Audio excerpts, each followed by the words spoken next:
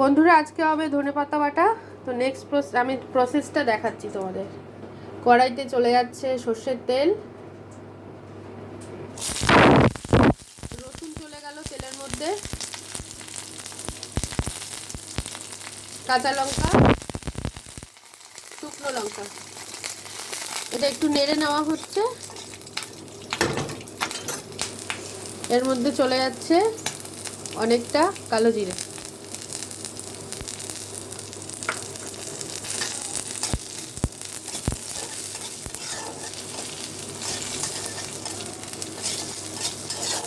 এবার চলে যাচ্ছে এর উপরে ধনেপাতা।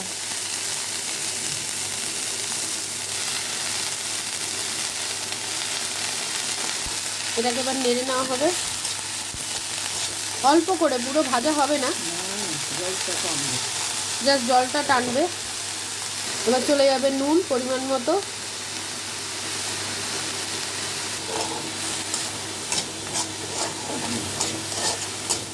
এবার এটা নামিয়ে নেওয়া হবে।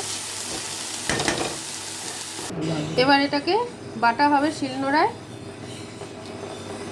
গরম গরম।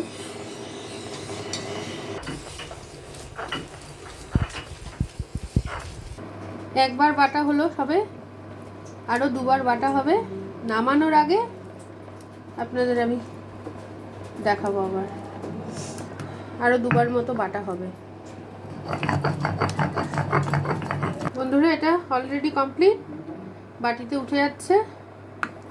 আপনারা এইভাবে বানিয়ে খাবেন, শীতকালে দারুণ লাগবে। কেমন লাগলো বানিয়ে খেলে কমেন্ট করবেন।